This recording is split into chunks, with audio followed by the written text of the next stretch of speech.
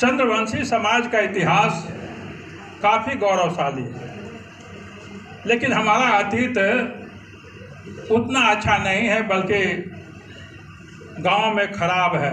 शहरों में कुछ सुधार हुआ है, लेकिन गांव में अत्यंत ही खराब है। तो इस पर हमको गौर करना चाहिए, हमको विचार करना चाहिए कि ऐसा क्यों है, और ऐसा जब क्यों है विचार कीजिएगा तो पाइएगा कि जहां एक और जो मनुवादी व्यवस्था रही है वह जिम्मेवार है, जहां विभिन्न सरकारें जिम्मेवार हैं।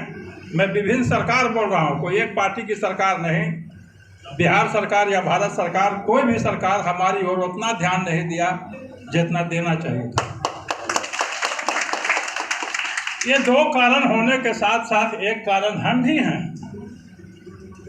एक कारण हम भी हैं क्योंकि आज़ादी के बाद से जितनी भी सरकारें आई, चाहे बिहार की हो या दिल्ली की हो, गांव के विकास के लिए, शहरों के विकास के लिए कार्यक्रम तो लाती है।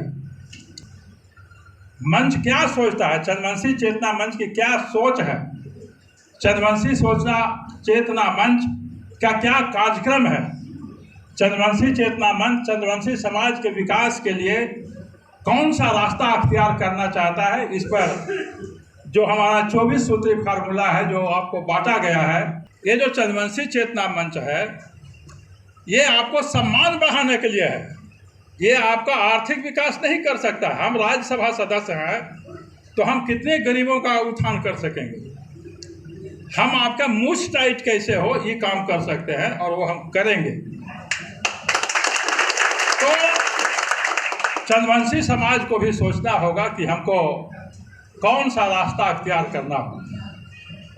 तो अब 4 तरह की चीज़ें हैं: सामाजिक विकास, आर्थिक विकास, राजनैतिक विकास, शैक्षणिक विकास। अब इन सब आप मिला दीजिएगा तो वो सांस्कृतिक विकास भी कर सकते हैं, लेकिन उसको छोड़िए अभी। तो आर्थिक विकास के लिए हमने बता दिया कि आपको इस योजना से लाभ लेना पड़ेगा। शैक्षणिक विकास, शिक्षा, कहा गया है कि शिक्षा विहीन आदमी वैसा ही है जैसे सिंह विहीन पशु। कोई बैल को अगर सिंह नहीं हो तो सुंदर नहीं लगता है। तो इसी तरह मनुष्य में अगर शिक्षा नहीं है, संस्कृति नहीं है, तो वह सुंदर नहीं लगेगा। पहले का जमाना गया कि हमको लोग पढ़ने नहीं देते थे, अब धकेल देते थे कि नहीं जाओ। अब तो सरकार 8वां क्लास तक निःशुल्क और अनिवार्य शिक्षा कर चुकी है। अटल बिहारी वाजपेयी जी ने इसको संविधान के मौलिक अधिकार में शामिल किया। तो हम अपने बच्चों को पढ़ावें, कि पढ़ाने से कौन रोक रहा है।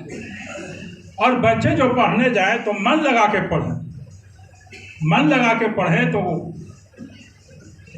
सफलता मिलेगी। हम भी गरीब घर के हैं, आपको मैं बताना चाहूँगा। आज मैं गरीब नहीं हूँ, मैं कन्फ्यूजन नहीं होना चाहिए, मैं अमीर हो चुका हूँ। लेकिन अमीर कैसे हुए? हमारे माँ बाप भी किसी के यहाँ काम करने वाले थे, मतलब मजदूर थे, और उस घर से पैदा होकर के हम इतना आगे बढ़े हैं। माँ बाप सबको पढ़ाना चाहता है, लेकिन कोई बच्चा पढ़ जाता है, कोई नहीं। हमारे माँ बाप के भी 3 बेटा थे। तो जो सबसे बड़े भाई थे पढ़ने नहीं जाते थे और सिलेट फोड़ देते थे रास्ता में, तो वो रिक्शा चलाते हुए मरे।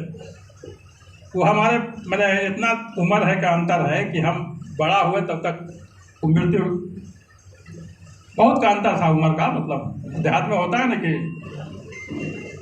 तो हमारे भाई सूरज राम गया शहर में रिक्शा चलाते मरे। लेकिन विशंभर राम और जसवतिया देवी हमारे माता पिता तो सबों को पढ़ने के लिए भेज रहे थे। दूसरे भाई सूरज के बाद अर्जुन सिंह, वो थोड़ा सा कुछ सिलेट नहीं फोड़े, लेकिन पढ़े, 4 क्लास 5 क्लास पढ़े, और वो पटना यूनिवर्सिटी में 4th ग्रेड एम्प्लॉई बन के मरे। उसी विशंभर राम और जसमतिया देवी का बेटा भीम सिंह भी उसी स्कूल में भेजा गया, और हम पढ़े। और पढ़े ही नहीं, पहले जो ब्लॉक होता है, ब्लॉक में फर्स्ट आए, फिर जिला में फर्स्ट आए और फिर बिहार में 18वां पोजीशन लाए। बिहार में 18वां पोजीशन, वह बिहार जिसमें झारखंड भी साथ था। ऐसा कोई भी रिकॉर्ड वाला आपको नहीं मिलेगा। चंद्रवंशी की बात छोड़िए, कोई भी ऊंची जाति का भी, ब्राह्मण राजपूत भी ऐसा नहीं मिलेगा जल्दी जिसके पास 6 डिग्री हो। मैं इंजीनियर हूँ, इंजीनियर उसी कॉलेज से जिससे नीतीश कुमार जी पास हुए।